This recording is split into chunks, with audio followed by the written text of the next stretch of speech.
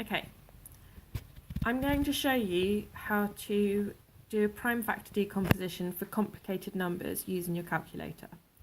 So the first thing we're going to do is pick one of our numbers. Let's go with the biggest one this time, which is 4,620. Type it in and press equals. Then press shift and then factorize, which is this little button here. We want fact. And it's going to tell me, unfortunately I've dropped my calculator, it's not looking very healthy.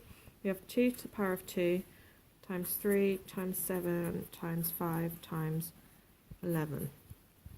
So that is the prime factor decomposition. If I multiplied all of these primes together, I would end up with 4,620. Now let's do the same for 780. Shift, factorize. So we've got 2 times 2 times 3 times 5 times 13. Oops, a bit shaky today. Okay, so now we have our prime factor decomposition for both of them.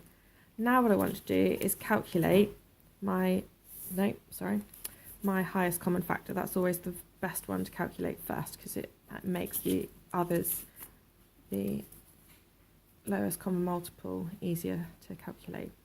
So what I'm going to do is write these back out again. 2 times 2 times 3 times 5 times 7 times 11. And I'm just going to label this one to help me keep track. And then 780 equals 2 times 2 times 3 times 5 times 13. And now I'm going to pair them up. So here's a pair. So I'm going to write that pair down underneath times this pair.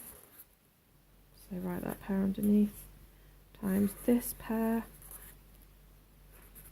times this pair. Wow, we've got lots of pairs in this set. So this is my highest common factor, which is 2 times 2, which is 4. 4 times 3 is 12. 12 times 5 equals 60. So 60 is apparently a number that you can divide 4,620 by and get a whole answer. And also 780 by and still get a whole answer. Now what we need to do is multiply our 60 by these remaining primes or factors here. So we're going to do 60 times 7 times 11 times 13. Well, 7 times 11 is 77.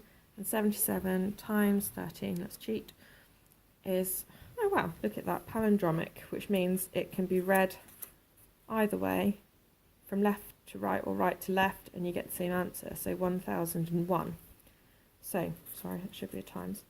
So if I do 60 times 1001, I'm going to end up with 60 times 1000, which is 60 with 3 zeros in the end, plus one lot of 60, so I end up with 60060, and that is the first time that those two numbers are in the same times table.